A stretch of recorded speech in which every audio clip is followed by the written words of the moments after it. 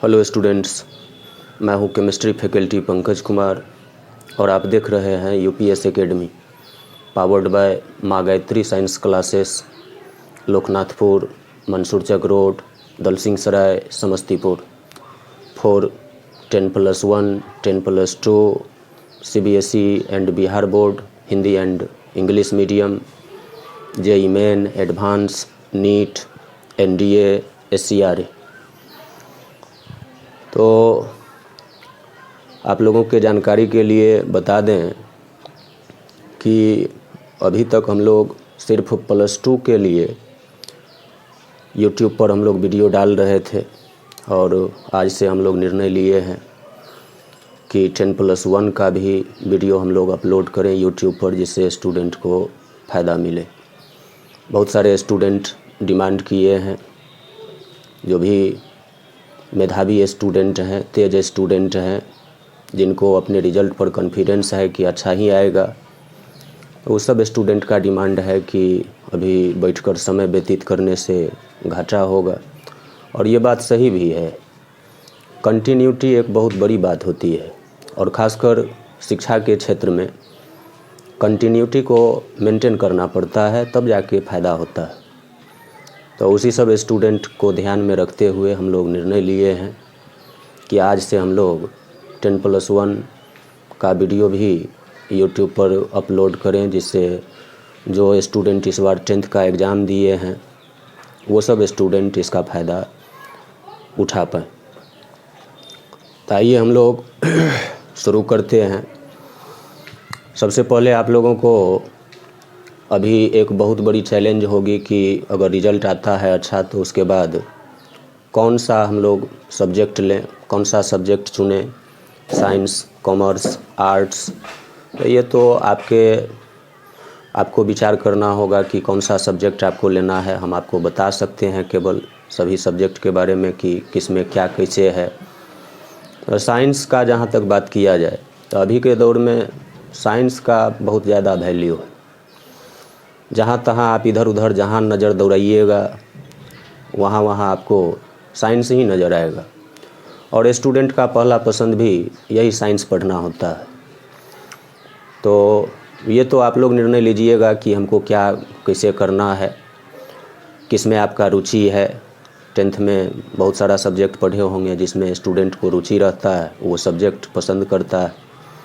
और साइंस जो भी स्टूडेंट ले रहे हैं उसके लिए हम लोग साइंस का जो भी सब्जेक्ट है, physics, chemistry, mathematics, biology, English, ये सब आपको वीडियो बना के अपलोड किया जाएगा। इसका फ़ायदा आप लोग उठा सकते हैं। तो आइए सबसे पहले हम लोग साइंस मतलब विज्ञान का बात करते हैं।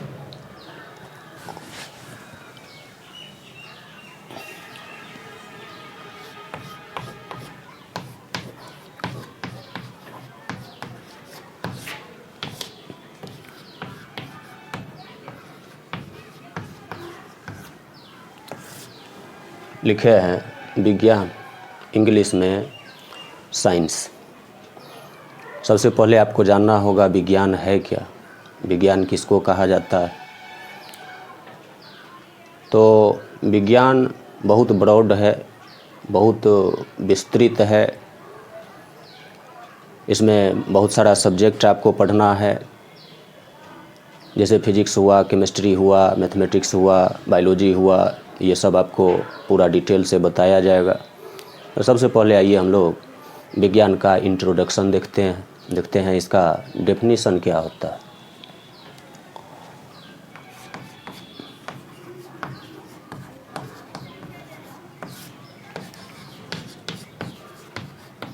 मनुष्य के अनुभव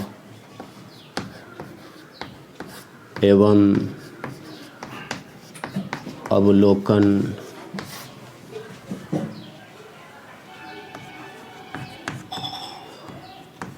के द्वारा प्राप्त इस विशाल विश्व के वास्तविक एवं क्रमबद्ध ज्ञान को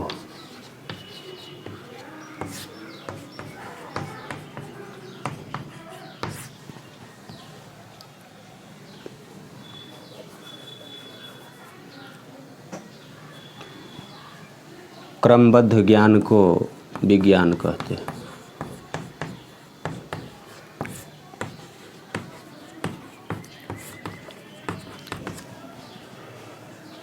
विज्ञान का परिभाषा लिखे है कि मनुष्य के अनुभव एवं अवलोकन के द्वारा प्राप्त इस विशाल विश्व के वास्तविक एवं क्रमबद्ध ज्ञान को विज्ञान कहते हैं।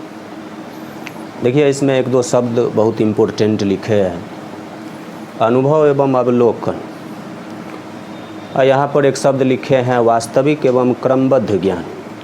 साइंस में जो भी चीज़ हम लोग पढ़ते हैं वो वास्तव में जो चीज़ हो रहा है उसी के बारे में हम लोग अध्ययन करते हैं। ये सबसे बड़ी इसकी खासियत है। विज्ञान में कभी भी कल्पना वाले चीज़ों का या चाहे जो चीज़ वास्तव में है ही नहीं उसका अध्ययन नहीं किया जाता है।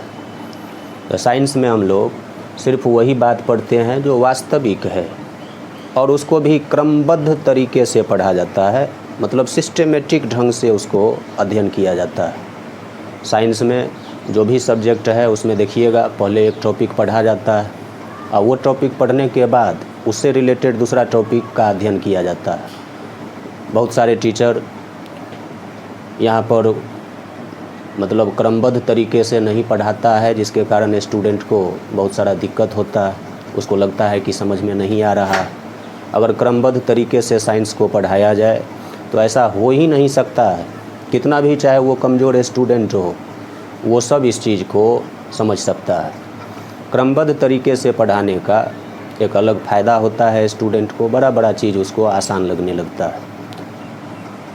तो मनुष्य अपने जीवन काल में जो भी चीज़ अनुभव करता है, जो भी चीज़ वो देखता है, उसके आधार पर जो भी इस विशाल विश्व का वास्तविक और क्रमबद्ध ज्ञान उसे प्राप्त होता है, उसी को विज्ञान के नाम से लोग जानता है।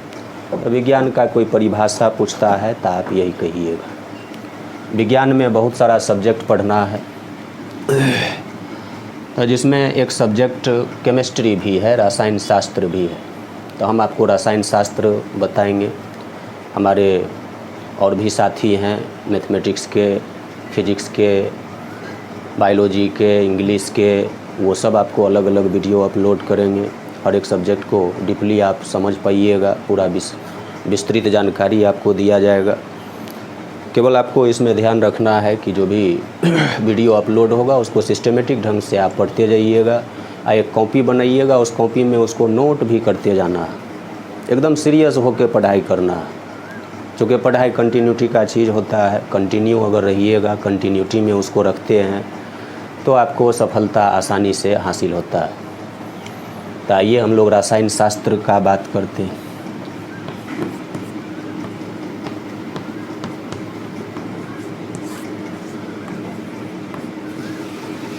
और रसायन शास्त्र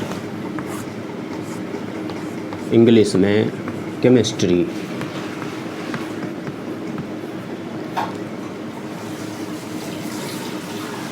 केमिस्ट्री हम आपको केमिस्ट्री पढ़ाएंगे पूरा डिटेल से, एकदम क्रमबद्ध तरीके से। और केमिस्ट्री पढ़ने के लिए ये कोई ज़रूरी नहीं है कि आप बहुत ज़्यादा पढ़े लिखे हों तब आपको 10+1, 10+2 मेडिकल इंजीनियरिंग में जो पढ़ना है केमिस्ट्री में वो समझ में आएगा। हम क्लास शुरू जब करते हैं तो स्टूडेंट से सिर्फ दो ही चीज़ मांगते हैं। एक तो आप सिस्टेमेटिक ढंग से जो भी वीडियो अपलोड किया जाएगा उसको सिस्टेमेटिक ढंग से पढ़िए। सिस्टेमेटिक ढंग कहने का मतलब पहले पहला वीडियो, फिर उसके बाद दूसरा वीडियो, उसके बाद तीसरा वीडियो, क्रमबद्ध तरीके से पढ़ना। और दूसरा चीज़ मांगते हैं कि आपको जोड़ घटाव गुना भाग आना चाहिए। अगर आप क्रमबद्ध तरीके से पढ़ रहे हैं, जोड़ घटाव गुना भाग आपको आ रहा है पहले से, तो केमिस्ट्री समझना बहुत आसान हो जाएगा। हम आपको फुल गारंटी देते हैं कि आपको केमिस्ट्री हम सिखा देंगे। सिर्फ आपको जोड़ घटाव गुना भाग आना चाहिए और क्रमबद्ध तरीके से आप उसको पढ़िए जो यहाँ से आपको बताया जाएगा। बहुत आसान लगेगा, साइंस पढ़ना बहुत आसान होता है, क्योंकि हर एक घटना के पीछे इसमें कारण होता है। आज जिस चीज़ का भी कारण हो उसको आप आसानी से समझ सकते हैं, आसानी से उसको समझा जा सकता है। आइए हम लोग रसायन शास्त्र का पहले देखते हैं परिभाषा क्या होता है।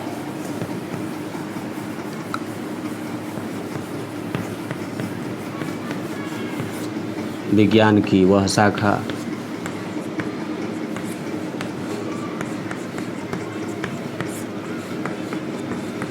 जिसमें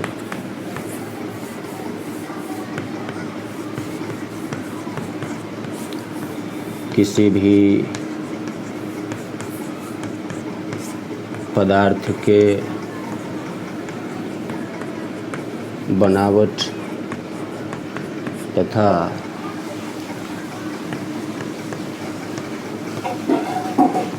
संरचना का अध्ययन किया जाता है।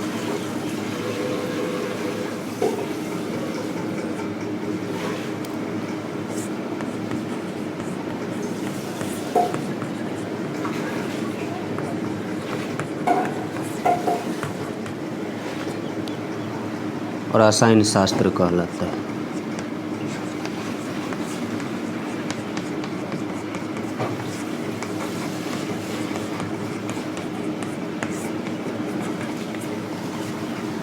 लिखे हैं विज्ञान की वह शाखा जिसमें किसी भी पदार्थ के बनावट तथा संरचना का अध्ययन किया जाता है, रसायन शास्त्र कहलाता है।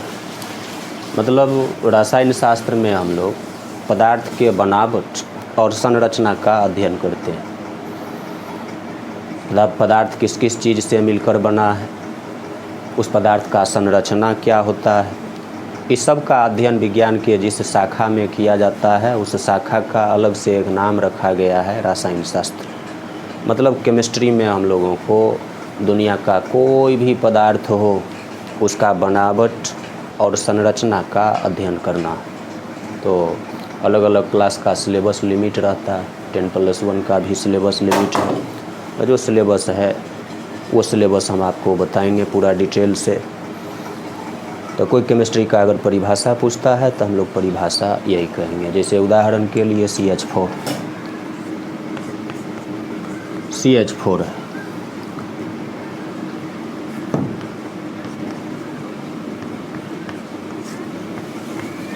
इसका नाम होता है मीथेन।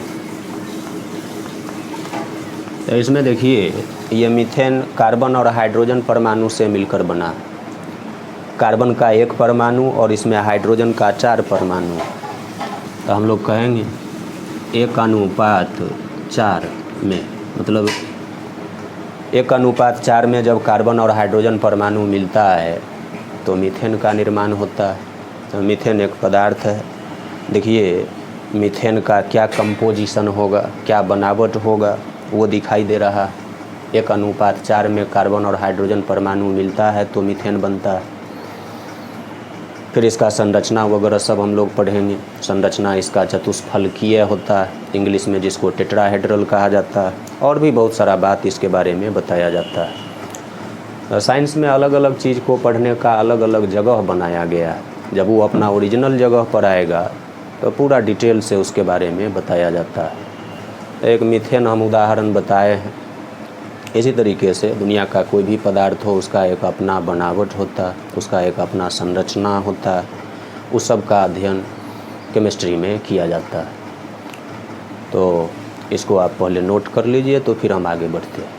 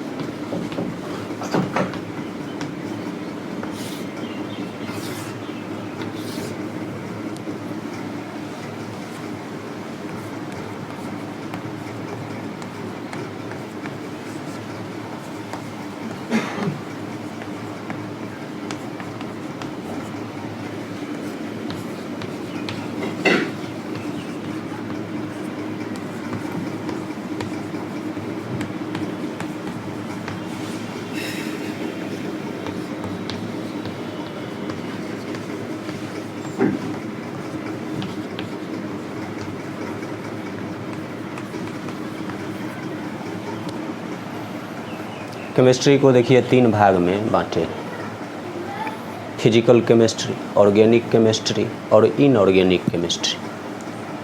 केमिस्ट्री को 3 भागों में बांटकर अध्ययन किया जाता है, फिजिकल केमिस्ट्री, ऑर्गेनिक केमिस्ट्री और इनऑर्गेनिक केमिस्ट्री।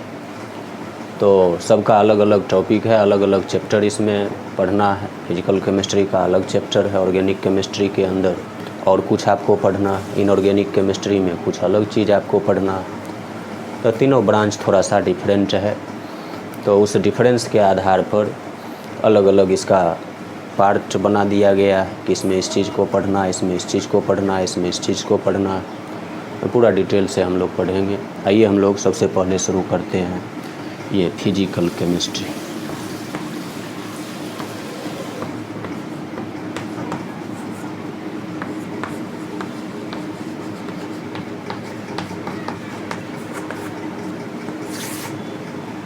इस फिजिकल केमिस्ट्री में आपको कैलकुलेशन बेस्ड जो भी चीज़ है वो इसके अंदर पढ़ना। न्यूमेरिकल क्वेश्चन वाला जो भी चैप्टर है वो सब इस फिजिकल केमिस्ट्री के अंदर पढ़ना। +1 में अलग चैप्टर है, इसके अंदर +2 में अलग चैप्टर है, एक एक करके हम लोग पढ़ेंगे। लेकिन चैप्टर पढ़ने से पहले आपको बेसिक जानना बहुत ज़रूरी है। किसी भी चीज़ को बहुत ऊपर तक अगर ले जाना चाहते हैं, बहुत अंदर तक विस्तृत जानकारी आपको चाहिए, तो उसके लिए पहले वो चीज़ पढ़ने के लिए तैयारी करना बहुत ज़रूरी है। जो चीज़ चैप्टर को पढ़ने के लिए ज़रूरी होता है वो अच्छे जो भी टीचर होते हैं सबसे पहले उसको वो बता दिया जाता है, ताकि स्टूडेंट को बड़ा चीज़ जो पढ़ना होता है वो आसानी से समझ में आ जाता है। तो हम लोग भी पहले जो चीज़ ज़रूरी है चैप्टर के लिए वो पढ़ेंगे। फिजिकल केमिस्ट्री में एक टॉपिक का नाम है मोल अवधारणा।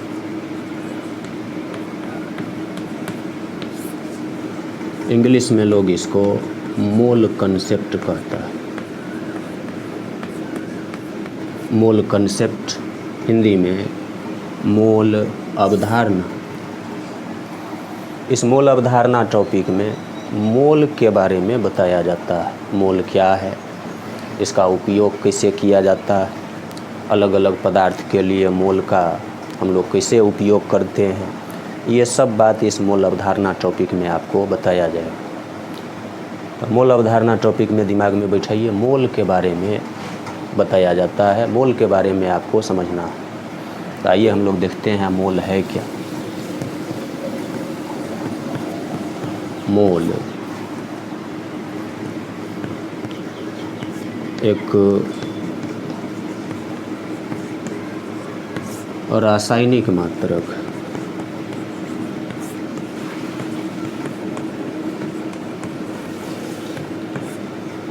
जिसका संबंध संख्या, द्रव्यमान और आयतन से है।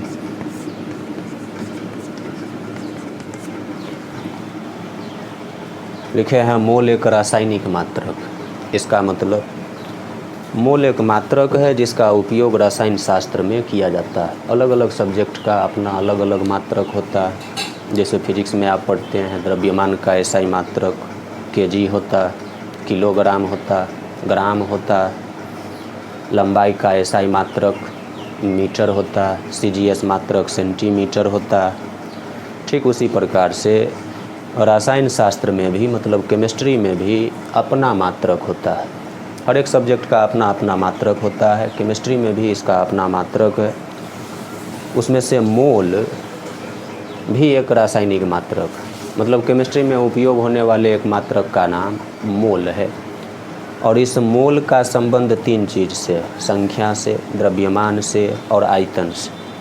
मतलब मोल संख्या का भी जानकारी देता है, द्रव्यमान का भी जानकारी देता है और आयतन का भी जानकारी देता है। किसी भी सब्जेक्ट में ऐसा मात्रक आपको नहीं मिलेगा जो बहुत सारे चीज़ों का जानकारी दे। केमिस्ट्री का मोल ही एक ऐसा रासायनिक मात्रक है जो तीन चीज़ का जानकारी देता है, संख्या, द्रव्यमान और आयतन का। मतलब संख्या, द्रव्यमान और आयतन के एक रासायनिक मात्रक का नाम है मोल। तो मेरे ख्याल से आप समझ गए होंगे, मोल एक रासायनिक मात्रक है जिसका संबंध संख्या, द्रव्यमान और आयतन से है। अब अलग अलग पढ़ना हम लोगों को कि संख्या से मोल का क्या संबंध है, द्रव्यमान से क्या संबंध है, आयतन से क्या संबंध है। इसको आप पहले नोट कर लीजिए, फिर हम आपको बताते हैं संख्या से मोल का क्या संबंध है। पॉज करके नोट कर लीजिए।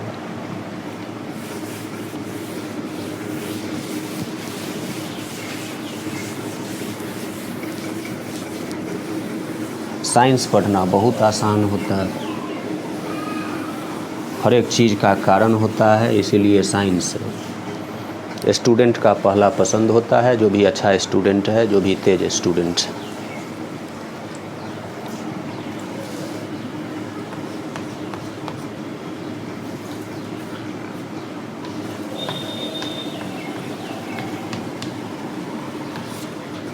संख्या के संदर्भ में मोल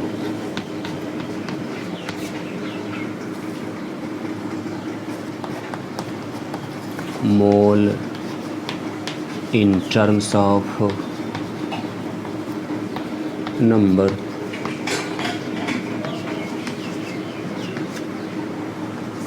संख्या के संदर्भ में मोल का क्या मतलब होता है वो देखिए। इंग्लिश में इसी को लिखा जाता है mole in terms of number. Number के टर्म में मोल का मीनिंग क्या है, क्या मतलब है। तो आइए हम लोग देखते हैं संख्या के लिए मोल का उपयोग कैसे किया जाता है, इसका क्या मतलब होता है।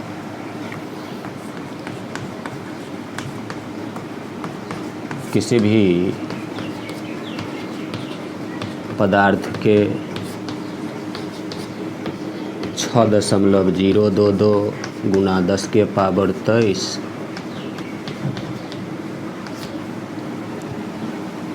कणों के समूह को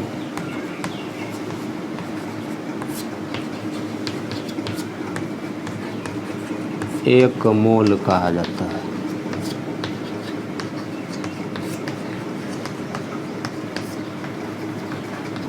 बड़ी काम का चीज। किसी भी पदार्थ के 6.022 गुना 10 के पावर 23 कणों के समूह को एक मोल कहा जाता है। दुनिया का कोई भी पदार्थ बहुत छोटे छोटे कणों से मिलकर बना होता है। आपका नज़र जहाँ भी जाए, अपने रूम में नज़र दौड़ाइए, बहुत सारा पदार्थ आपको मिलेगा।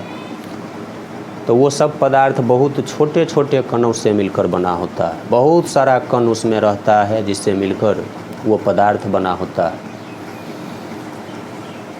तो उस पदार्थ के इतना कणों के समूह को कहा जाता है एक मोल। ध्यान दीजिए, इसका मतलब हुआ एक मोल किसी भी पदार्थ में अगर कणों का संख्या पूछा जाए तो हम लोग कहेंगे 6.022 गुना 10 का पावर 23 कण होता है। एक मोल किसी भी पदार्थ में कणों का संख्या इतना होता है 6.022 गुना 10 का पावर 23। तो हम लोग लिख सकते हैं एक मोल बराबर होता है 6.022 गुना 10 का पावर 23 का। एक मोल में इतना कण होता है। दुनिया का कोई भी पदार्थ हो, उसके एक मोल में कणों का संख्या इतना ही होता है। ऐसे बहुत सारा हम लोग न्यूमेरिकल क्वेश्चन सब बनाएंगे। आप दिमाग में पहले बैठा लीजिए, एक मोल में इतना कण होता है। अब इसी को देखिए, यहाँ 10 का पावर 23 है। 10 का पावर 2 रहता है तो उसका मतलब 100 समझा जाता है। 10 का पावर 3 हो तो उसका मतलब 1000। ये देखिए 10 का पावर 23 है, ये कोई मामूली संख्या नहीं है, बहुत बड़ी संख्या, बहुत बड़ी संख्या है। आप अगर इस 10 के पावर 23 को तोड़ के लिखिएगा, देखिए दशमलव यहाँ, अगर 10 के पावर 23 से इसको गुना कर दिया जाए तो ये 0.23 अंक दाईं ओर भाग जाएगा। ये जो दशमलव यहाँ है 23 अंक इधर चला जाएगा दाईं ओर। तो अगर 10 के पावर 23 से गुना करके लिखें तो देखिए ये कितना बड़ा संख्या हो जाएगा, 602,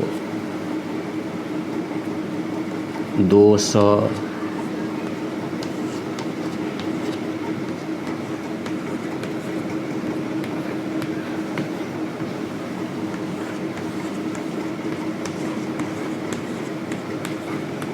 देखिए दशमलव यहाँ आ जाएगा। देखिए तो दशमलव पहले यहाँ था, 6 के बाद दशमलव था, दशमलव 23 अंक चला जाएगा दाईं ओर, तो 2 अंक और 3 अंक, 5, 3 8, 3 11, 3 14, 3 17, 3 20 और 3 23, यहाँ दशमलव आ जाएगा। देखिए इतना बड़ा संख्या है, इसको तो गिनना भी मुश्किल है। तो किसी भी पदार्थ के इतना कणों को कहा जाता है एक मोल। तो इतना बड़ा संख्या बार बार लिखना संभव नहीं है, इसीलिए इसको एवोगाड्रो संख्या के नाम से लोग जानता है। एवोगाड्रो संख्या, इंग्लिश में एवोगाड्रोज नंबर। एवोगाड्रो एक वैज्ञानिक का नाम है, उसी वैज्ञानिक के द्वारा ये संख्या दिया गया था, तो उनके नाम पर इस संख्या का नाम रखा गया एवोगाड्रो संख्या। ये बहुत बड़ी संख्या है। कहा जाता है कि इतना अंडा को, कितना बड़ा संख्या है आप अनुमान लगा सकते हैं कि इतना अंडा को अगर इस धरती पर बिछाया जाए तो इस धरती पर सुई के नोक के बराबर भी जगह नहीं बचेगा जो अंडा से खाली होगा। सोचिए ये पृथ्वी कितना बड़ा है, इसी में ऑस्ट्रेलिया, अमेरिका, पाकिस्तान, अपना हिंदुस्तान सब आता है। इतना अंडा को अगर इस पृथ्वी पर बिछाया जाए तो एक अनुमान लगाया गया है कि इस धरती पर थोड़ा भी जगह नहीं बचेगा जो अंडा से खाली होगा, पूरा धरती अंडा से भर जाएगा। तो मेरे कहने का यहाँ ये मतलब है कि ये कोई मामूली संख्या नहीं है, बहुत बड़ी संख्या है। इसको एवोगाड्रो संख्या के नाम से लोग जानता है। शॉर्ट में इसको ऐसे दिखाया जाता है, Na, उल्टा पढ़ा जाता है एवोगाड्रोज नंबर, हिंदी में एवोगाड्रो संख्या। तो आज के बाद केमिस्ट्री में कहीं भी ऐसा लिखा हुआ नज़र आ जाए तो आप इसको पढ़िएगा एवोगाड्रो संख्या। इसका मान अगर आपसे कोई पूछे तो यही कहिएगा 6.022 गुना 10 का पावर 23। इस संख्या को एवोगाड्रो संख्या कहा जाता है। आप पढ़े होंगे 10th में कि n और नीचे स्मॉल a हो, तो इसको एवोगाड्रो संख्या नहीं पढ़ेंगे। ये एक तत्व है, इसका नाम होता है सोडियम। सोडियम नाम के तत्व का संकेत ये है, लेकिन अगर कैपिटल N और नीचे कैपिटल A हो तो इसको एवोगाड्रो संख्या पढ़ा जाता है, आपको ध्यान में रखना है। तो इसको भी आप नोट कर लीजिए, पॉज करके नोट कर लीजिए।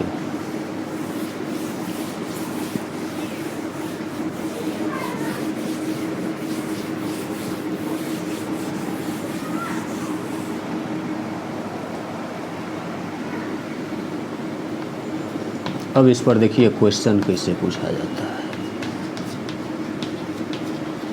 तो उससे पहले हम लोग एक फार्मूला बना सकते हैं। मोल की संख्या बराबर होता है कणों की संख्या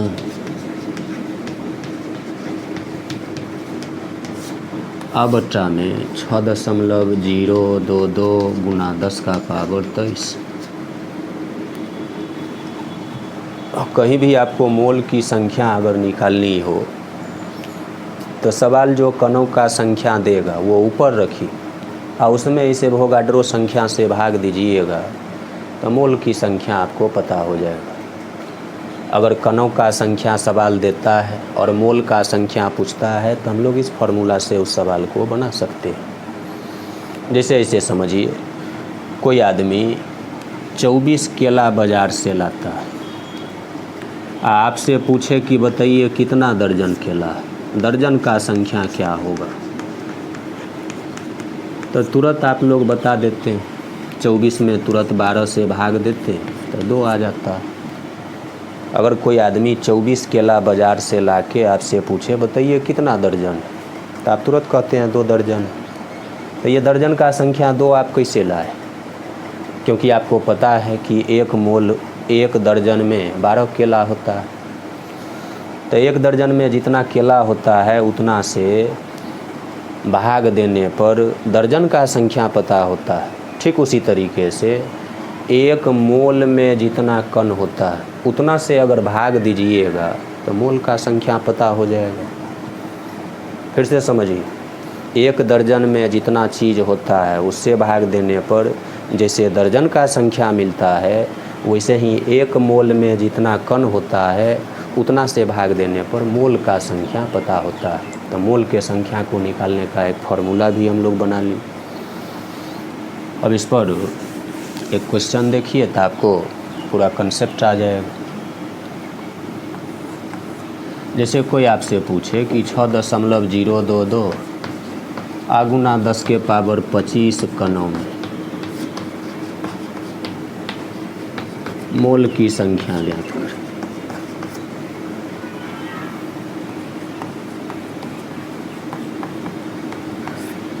मोल की संख्या ज्ञात करें।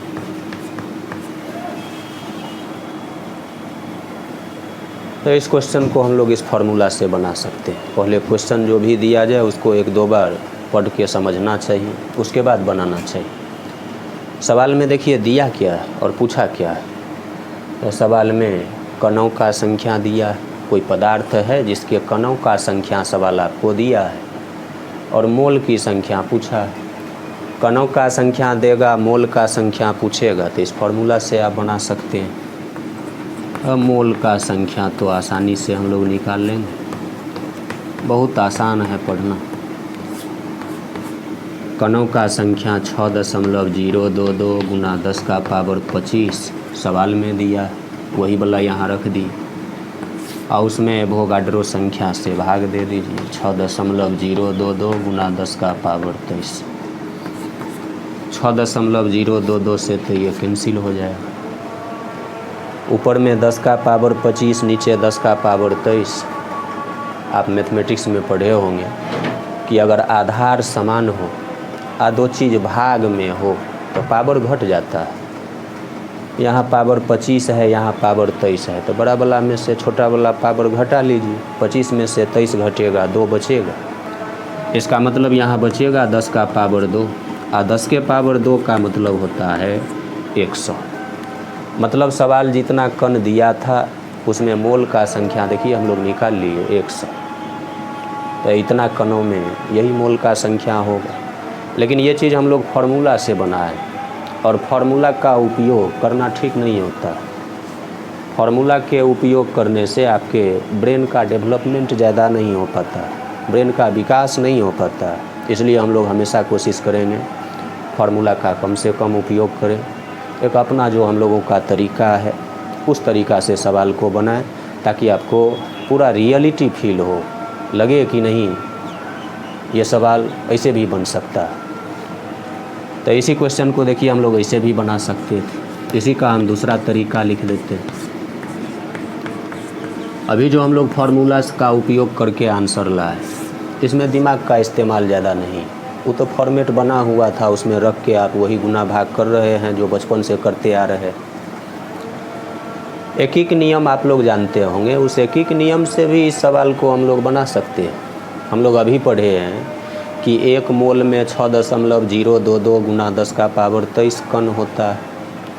मतलब हम लोग ऐसे लिख सकते हैं कि चूँकि 6.022 आगुना 10 का पावर 23 कण बराबर 1 मोल। अभी तुरंत लिखे थे थ्योरी में 1 मोल में इतना कण होता है, या आप कह सकते हैं इतना कण 1 मोल के बराबर होता है।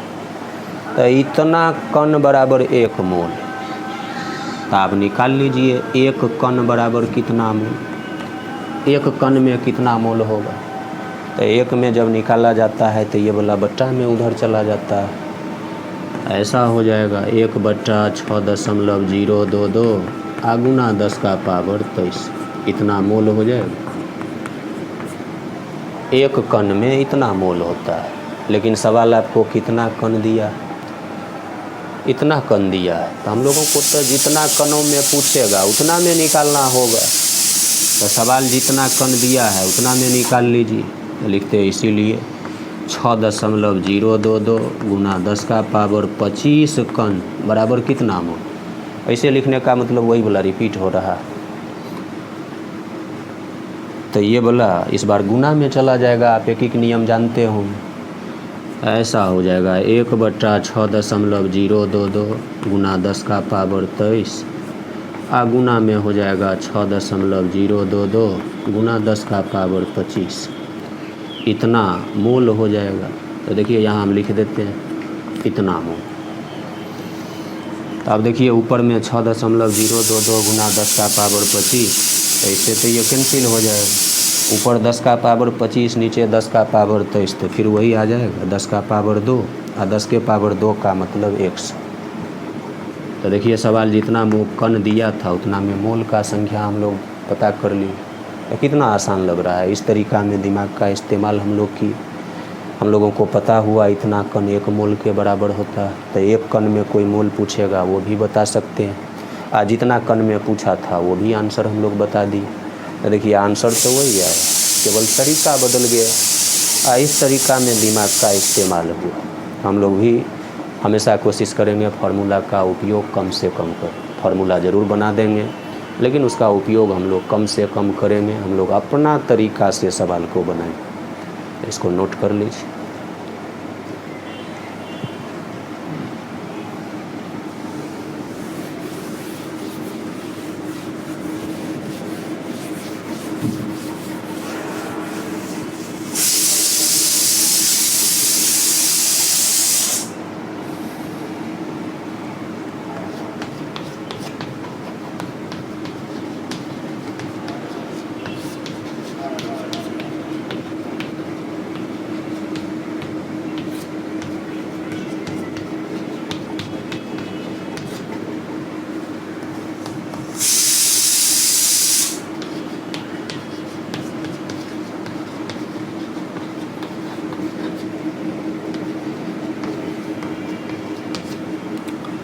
अगला टॉपिक है मोल के संदर्भ में, द्रव्यमान के संदर्भ में मोल। इंग्लिश में मोल इन टर्म्स ऑफ मास। हम लोग अभी पढ़े हैं मोल का संबंध 3 चीज़ से है, संख्या से, द्रव्यमान से और आयतन से। तो संख्या के संदर्भ में मोल का क्या मतलब होता है वो हम लोग पढ़ लिए। अब देखिए द्रव्यमान के संदर्भ में मोल का क्या मतलब होता है। कहा जाता है कि किसी भी पदार्थ के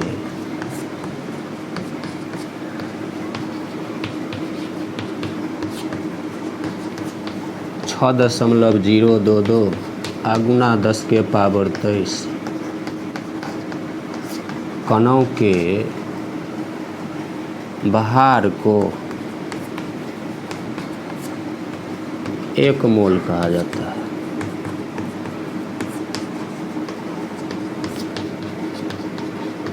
एक मोल कहा जाता है। ये भी बहुत इम्पोर्टेंट। किसी भी पदार्थ के इतना कणों के भार को 1 मोल कहा जाता है। इतना कणों को 1 मोल कहा जाता है, वो संख्या के संदर्भ में मोल का मतलब था। इतना कणों के भार को 1 मोल कहा जाता है, ये द्रव्यमान के संदर्भ में मोल का मतलब है। इसका मतलब हुआ कि किसी भी पदार्थ के इतना कणों का जो भार होगा उसको 1 मोल कहा जाएगा। 1 मोल में इतना कणों का जो भार होता है उतना होता है। तो आपको याद रखना होगा, बाहर के ब्रैकेट में आप थोड़ा लिख लीजिए ग्राम। बाहर जब भी निकाला जाता है तो ग्राम मात्रक। किसी भी पदार्थ के इतना कणों के भार को ग्राम मात्रक में 1 मोल कहा जाता है। तो जैसे ऐसे समझिए,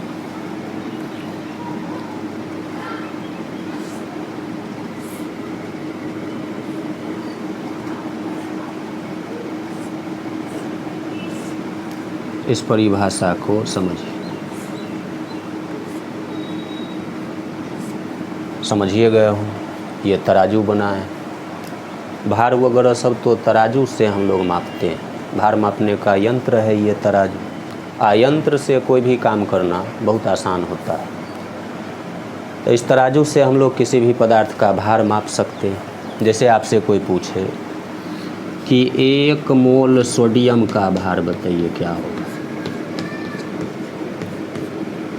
1 मोल सोडियम का भार क्या होगा। तो सोडियम भी एक पदार्थ है। कोई भी पदार्थ बहुत छोटे छोटे कणों से मिलकर बना होता है। तो 1 मोल सोडियम का भार अगर निकालना है तो 1 मोल सोडियम में जितना कण होता है उसका भार निकालना होगा। आप जानते हैं 1 मोल सोडियम में कणों का संख्या 6.022 गुना 10 का पावर 23 होता है। तो इसको यहाँ हम लिख देते हैं। 1 मोल सोडियम का भार निकालना। हम लोग जानते हैं 1 मोल सोडियम बराबर होता है 6.022 गुना 10 का पावर 23 कण। इतना कण का भार निकालना होगा।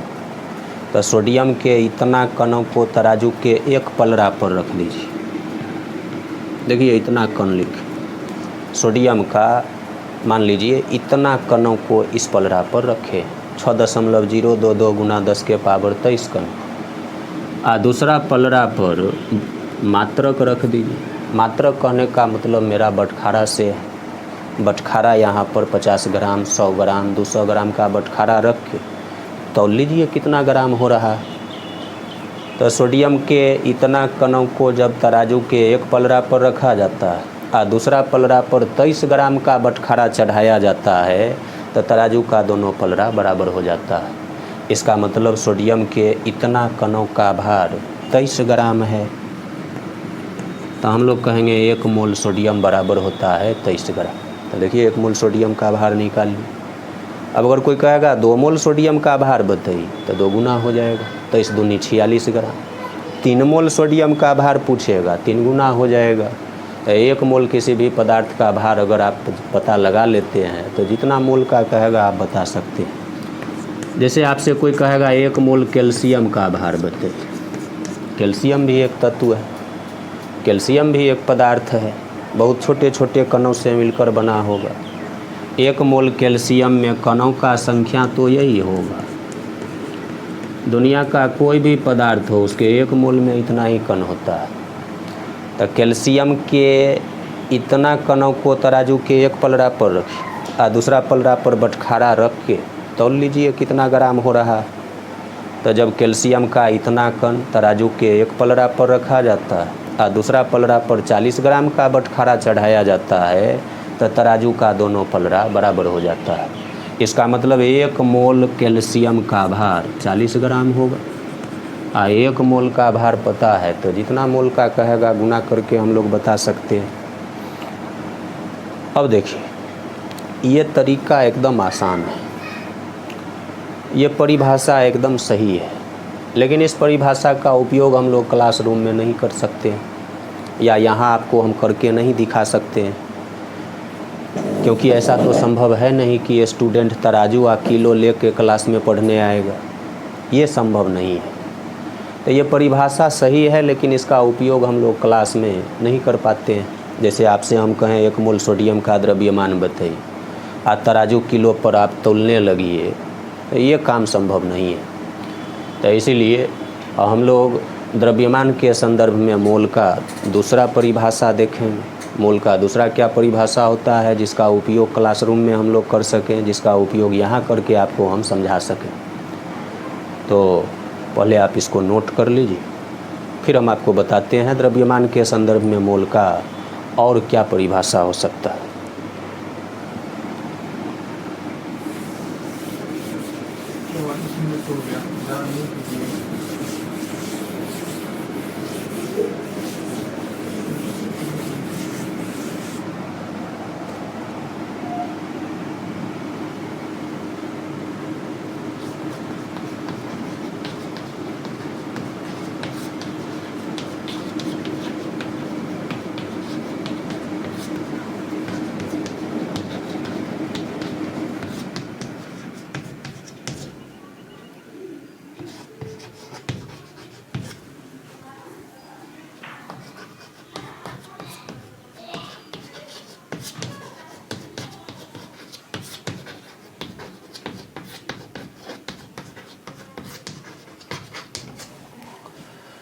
देखिए लिखे हैं किसी भी पदार्थ के सूत्रभार, अब ब्रैकेट में लिखे हैं ग्राम, मतलब सूत्रभार ग्राम मात्रक में चाहिए। किसी भी पदार्थ के सूत्रभार को एक मोल कहा जाता है। दुनिया का कोई भी पदार्थ हो, उसका जो सूत्रभार होता है उसी को लोग एक मोल कहता है। तो अगर आपको पदार्थ का सूत्रभार पता है तो आप बता सकते हैं कि एक मोल उस पदार्थ का भार कितना ग्राम है, उसका द्रव्यमान कितना ग्राम होगा। मेरे कहने का मतलब है एक मोल पदार्थ का भार उसके सूत्रभार के बराबर होता है। लेकिन ध्यान रखना है, सूत्रभार आपको ग्राम मात्रक में लेना होगा। केमिस्ट्री में CGS मात्रक का खूब उपयोग किया जाता है। आप जानते होंगे द्रव्यमान का CGS मात्रक ग्राम होता है। एक मोल दुनिया का कोई भी पदार्थ हो, उसका भार उतना ही ग्राम होगा जितना उसका सूत्रभार होता है। एक दो ठो उदाहरण देख लीजिए। जैसे आपसे कोई कहेगा एक मोल केमेनोफोर का भार बताइए। इस केमेनोफोर का नाम होता है पोटेशियम परमैंगनेट। केमेनोफोर का रासायनिक नाम होता है पोटेशियम परमैंगनेट। आप लोग जानते होंगे पहले से। पोटेशियम परमैंगनेट का सूत्र यही होता है केमेनोफोर। तो ये भी एक पदार्थ है। इस पदार्थ के एक मोल का द्रव्यमान हमको निकालना है, तो इस पदार्थ का सूत्रभार निकालना पड़ेगा। तो देखिए इस पदार्थ के सूत्र में पोटेशियम का एक परमाणु है, मैंगनीज का एक परमाणु है। मैंगनीज एक तत्व है, उसका संकेत होता है capital M small n। Oxygen का 4 परमाणु है। एक बार और, पोटेशियम परमैंगनेट का जो ये सूत्र दिखाई दे रहा है, इसमें पोटेशियम का एक परमाणु है, मैंगनीज का एक परमाणु है, ऑक्सीजन का 4 परमाणु है। तो इसका सूत्र भार निकालना है तो सभी परमाणु का परमाणु भार आपको जोड़ना पड़ेगा। परमाणु भार सब जोड़ दीजिएगा, सूत्र भार पता हो जाएगा। तो पोटेशियम का परमाणु भार आप लोग जानते होंगे, नहीं भी जानते हैं तो याद रखिए 39 ग्राम, ये याद रखना पड़ता है। पोटेशियम का परमाणु भार 39 ग्राम। पोटेशियम का एक ही परमाणु है तो 39 को 1 से गुना भी कीजिएगा, वही 39 रह जाएगा। मैंगनीज का एक परमाणु है तो मैंगनीज का परमाणु भार 55 ग्राम होता है, याद रखना होगा। तो लिखेंगे 55। मैंगनीज का भी एक ही परमाणु है तो 1 से गुना भी कीजिएगा 55 को, वही रह जाएगा। फिर अब ऑक्सीजन है। ऑक्सीजन का परमाणु भार आप लोग जानते होंगे 16 ग्राम। ऑक्सीजन का 4 परमाणु है तो 4 से गुना करना होगा। जितना परमाणु रहेगा उतना से गुना कीजिए तो इतना ग्राम हो जाएगा। तो सबको जोड़ लीजिए, 39 + 55 प्लस 16 चौका 64। सबको जोड़िएगा तो ये हो जाएगा 8 6 5 11 3 14 1 15 158 ग्राम। मतलब एक मोल केमेनोफोर का भार होता है 158 ग्राम। तो देखिए इस फार्मूला का उपयोग करके हम लोग भार बता दिए एक मोल केमेनोफोर का। जैसे आपसे कोई कहेगा एक मोल K2Cr2O7 का द्रव्यमान बताइए या भार बताइए। केमिस्ट्री में द्रव्यमान और भार दोनों का एक ही मतलब होता है, फिजिक्स में अलग अलग होता है। तो फिर देखिए इसके सूत्र में पोटेशियम का 2 परमाणु है, क्रोमियम का 2 परमाणु है, ऑक्सीजन का 7 परमाणु है। सबका परमाणु भार जोड़िए। पोटेशियम का परमाणु भार आप अभी देखें 39 ग्राम। 2 परमाणु है, 2 से गुना कीजिए। क्रोमियम का परमाणु भार 52 ग्राम होता है, याद रखना होगा। 2 परमाणु है, 2 से गुना कीजिए। ऑक्सीजन का परमाणु भार 16 ग्राम। 4 ठो है, 4 से गुना कीजिए। सबको गुना करके जोड़ दीजिए। 39 दूनी 78, 52 दूनी 104, 16 चौका 64। तो 4 4 8, 8 16, 6 1 7, 7 14, 1 1 2, 246 ग्राम। मतलब 1 मोल पोटेशियम डाइक्रोमेट का द्रव्यमान होता है 246 ग्राम। इसका रासायनिक नाम पोटेशियम डाइक्रोमेट। पोटेशियम डाइक्रोमेट का सूत्र यही होता है K2Cr2O7। अब 2 मोल का पूछेगा 2 गुना हो जाएगा। 3 मोल का पूछेगा, इसको 3 गुना हम लोग कर देंगे, उतना ग्राम हो जाएगा। जैसे कोई आपसे पूछे 1 मोल H2SO4 का द्रव्यमान क्या होगा? तो सूत्र भार निकालिए। हाइड्रोजन का परमाणु भार 1 ग्राम, 2 ठो है तो 2 से गुना करेंगे। सल्फर का 32 ग्राम, 1 ठो है तो 32 से रह जाएगा। और ऑक्सीजन का 16 ग्राम, 4 ठो है तो 16 चौका 64 ग्राम। एक ही बार लिख दी। यहाँ भी 1 को 2 से गुना कीजिएगा, 2 ही रह जाएगा। सबको जोड़िएगा तो 4 2 6 2 8 6 3 9 98 ग्राम हो जाएगा। 1 मोल H2SO4 का भार 98 ग्राम। इसका रासायनिक नाम होता है सल्फ्यूरिक अम्ल। तो अभी ये सब चीज़ बताने का मेरा मतलब आपको सिखाना है कि किसका परमाणु भार कितना होता है, किसका परमाणु संख्या कितना होता है, क्योंकि ये सब केमिस्ट्री का ABCD माना जाता है। ये आप सीखिएगा तभी केमिस्ट्री में कुछ भी आप सीख पाइएगा। आप इसको नोट कर लीजिए। 1 2 ठो हम दे देते हैं, अपने से ऐसे ही निकालिएगा।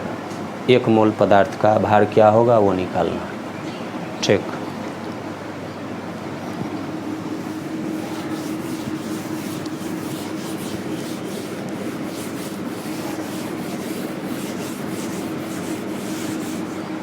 एक दो ठो आप ऐसे ही निकालिएगा, नोट कर लीजिए।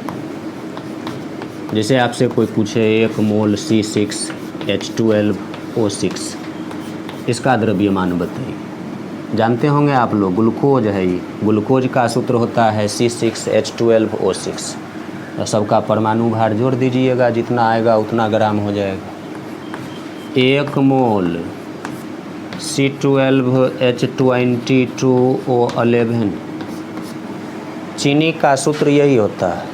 तो 1 मोल चीनी का भार आपको निकालना है, कितना ग्राम होगा, सबका परमाणु भार जोड़ देना। 1 मोल NH2CONH2 यूरिया का सूत्र यही होता है, NH2CONH2। तो 1 मोल यूरिया का आपको भार निकालना। 1 मोल HNO3 इसका रासायनिक नाम नाइट्रिक अम्ल। तो 1 मोल नाइट्रिक अम्ल का भार आपको निकालना। तो ये चारों आप अपने से कीजिएगा। होमवर्क हम छोड़ रहे हैं, अपने से सबका परमाणु भार जोड़ के देखिएगा कितना ग्राम आ रहा है। आज केवल हम शुरू किए हैं, आपको बताएंगे पूरा डिटेल से, कंटिन्यूटी के साथ हम लोग वीडियो बना के अपलोड करेंगे और आप लोग ज़्यादा से ज़्यादा इसका फ़ायदा उठा सकते हैं। अगले क्लास में इसी को और आगे बढ़ाया जाए। थैंक्स।